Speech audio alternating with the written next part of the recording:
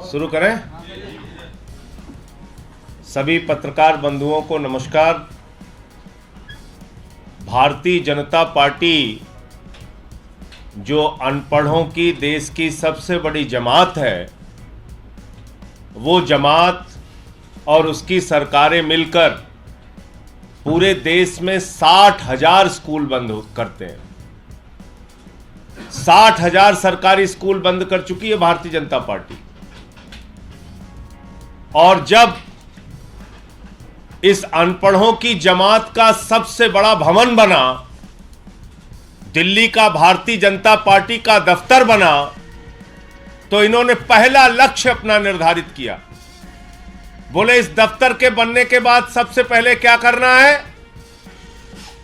बच्चों के स्कूल पे कब्जा करना है।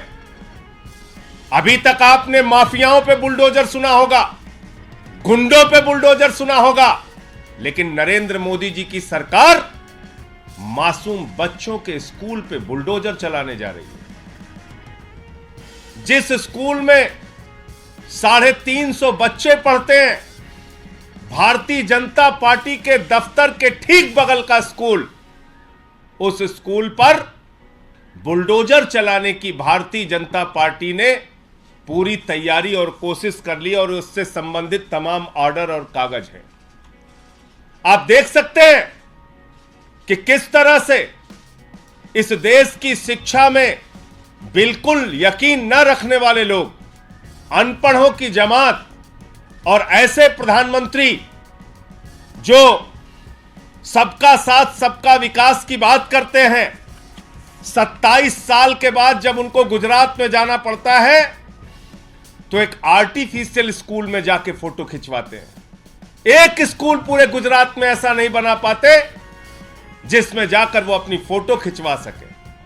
और जब आप अपना दफ्तर बना रहे हैं मोदी जी, उसका उद्घाटन कर रहे हैं, उद्घाटन के मौके पर बड़ी बड़ी बातें कर रहे हैं और साथ ही साथ मासूम बच्चों के स्कूल पे बुलडोजर चलाने की तैयारी कर रहे हैं, यह अत्यंत शर्मनाक और मैं ये कहूंगा कि शिक्षा को, बच्चों के स्कूल को रौंदने का भारतीय जनता पार्टी का प्रयास है।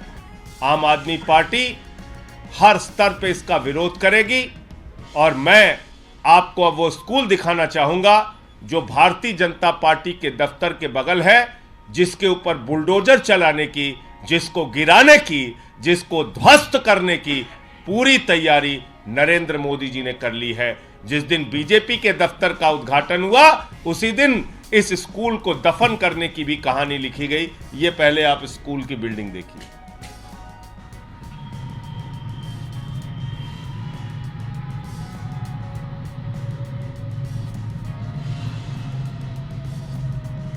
यह है देश का राष्ट्रीय अनपढ़ भवन, बीजेपी का दफ्तर।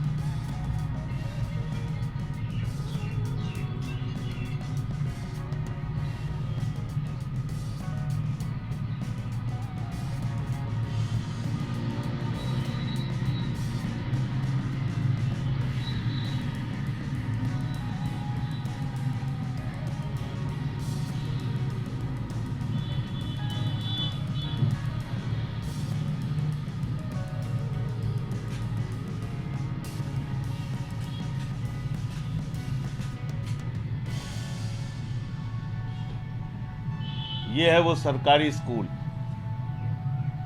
ये वो स्कूल है जिसको स्कूल का फोटो डाल, जिसके ऊपर बुलडोजर चलाने की भारतीय जनता पार्टी तैयारी कर रही है। इसकी स्कूल की फोटो भी, ये स्कूल की फोटो है, ये स्कूल की फोटो है।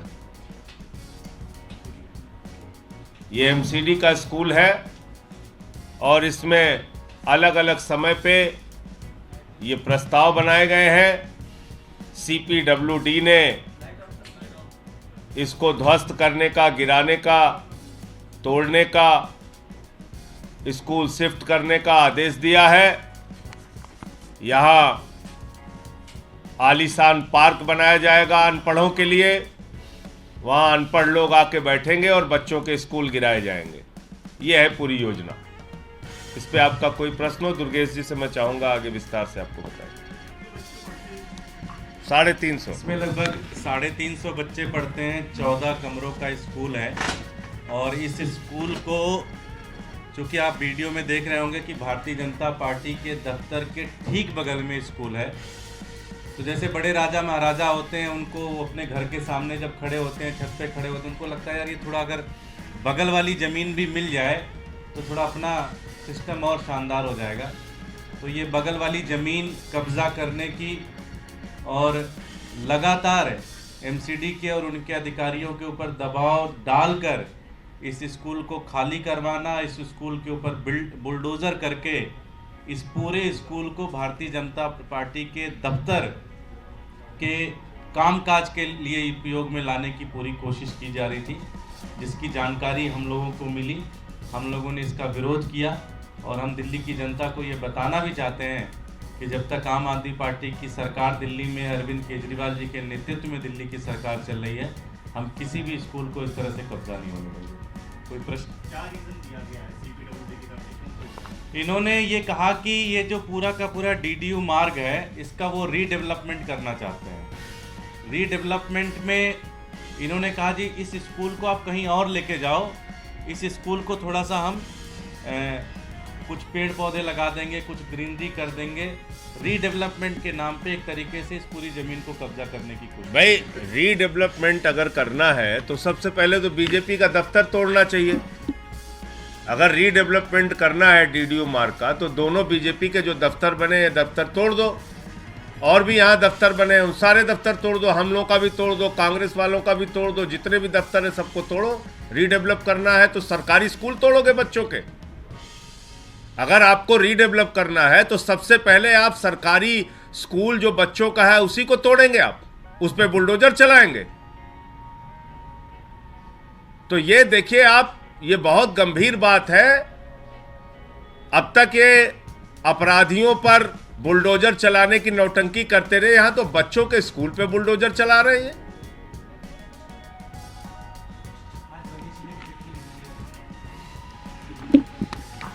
देखिए वो बहुत ही मार्मिक और गंभीर संवेदनशील चिट्ठी दिल्ली के पूर्व उप मुख्यमंत्री मनीष सिसोदिया जी ने लिखी है और इस बात पे चिंता जाहिर की है कि एक अनपढ़ व्यक्ति अगर देश का प्रधानमंत्री होगा तो किस तरह से उसका खामियाजा हम लोगों को भुगतना पड़ेगा। पहला, जैसे मैंने आपको बताया, सरकारी स्कूल, जनसंख्या देश की बढ़ रही है, बच्चे हमारे बढ़ रहे हैं, लेकिन सरकारी स्कूल बढ़ाने के बजाय 60,000 सरकारी स्कूल देश के अंदर भारतीय जनता पार्टी ने बंद किए हैं, जिसमें अकेले 26,000 सरकारी स्कूल देश के सबसे बड़े राज्य उत्तर प्रदेश में बंद हुए हैं। हजारों स्कूल बंद हुए हैं मध्य प्रदेश में, हजारों स्कूल बंद हुए हैं गुजरात में। करते क्या है ये लोग? इन्हीं के अपने प्राइवेट स्कूल हैं। प्राइवेट स्कूल के नाम पे भाजपा के नेता और मंत्री अपना धंधा चलाते हैं और सरकारी स्कूलों को तोड़ने का काम करते हैं। और मैंने आपको जैसा बताया कि जैसे ही भारतीय जनता पार्टी का राष्ट्रीय कार्यालय बना तो इन्होंने सबसे बड़ा राष्ट्रीय कर्तव्य अपना निर्धारित किया कि बच्चों का स्कूल सबसे पहले तोड़ो। स्कूल नहीं रहना चाहिए देश में। तो इस बात को लेकर मनीष सिसोदिया जी ने चिंता जताई है कि अगर देश के प्रधानमंत्री अनपढ़ होंगे, गैर पढ़े लिखे होंगे, सरकारी स्कूलों को बंद करेंगे तो बच्चों के भविष्य का क्या होगा और देश किन हाथों में इस समय है और किस दिशा में आगे बढ़ेगा, ये हम सबके लिए एक चिंता का विषय है।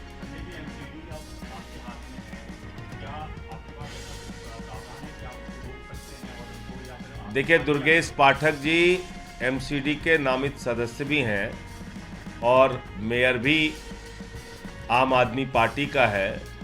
हमने तो आपको CPWD और MCD और मोदी सरकार की मिली भगत से जो ये बुलडोजर चलाने की कोशिश है उसका खुलासा आपके सामने किया। जहाँ तक दुर्गेश जी ने बताया, हमारी पार्टी, हम लोग पूरी तरीके से इसका विरोध करेंगे और ये बिल्कुल नहीं होना चाहिए कि बच्चों का स्कूल तोड़ के और भाजपाइयों का अनपढ़ पार्क बनाया जाए, इसके लिए ये ठीक बिल्कुल नहीं होगा। और ये जितने भी भवन खड़े हैं सब अडानी भवन है देश भर में। बीजेपी दफ्तर के नाम पे जितने बन रहे हैं सब अडानी का पैसा लग लग के बन रहा है। और आपका कोई प्रश्न?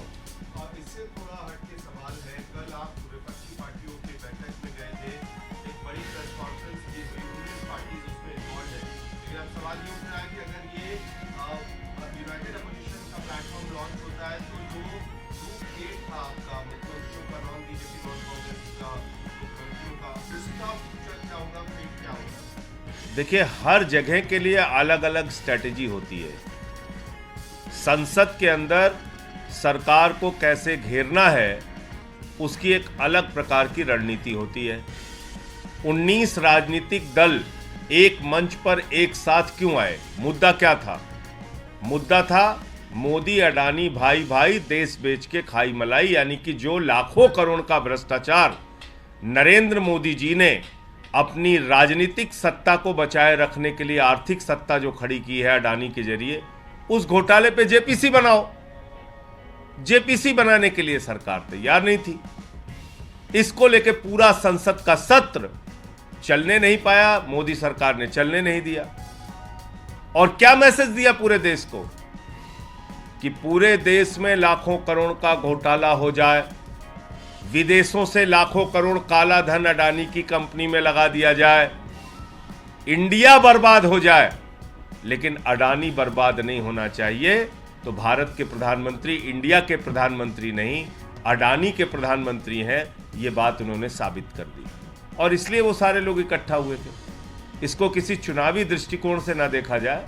और चुनाव को लेके जो घटनाक्रम है वो अलग ढंग से उसको आप देखिए, लेकिन जो कल 19 राजनीतिक दलों का एक साथ आना था वो सिर्फ और सिर्फ ये अडानी के घोटाले। क्या इस G8 रेलेवेंस का मोटिव आपको दिखती है या उसको अब रखने का कोई औचित्य नहीं? G8 एक अलग प्रकार का प्रयास है और मैं समझता हूं कि उसके बारे में माननीय मुख्यमंत्री अरविंद केजरीवाल जी विस्तार से आपको बता पाएंगे। मैं तो पार्लियामेंट की जो ये यूनिटी थी, विपक्षी दलों की जो मांग थी, मैं उसके बारे में आपको जानकारी दे सकता हूँ।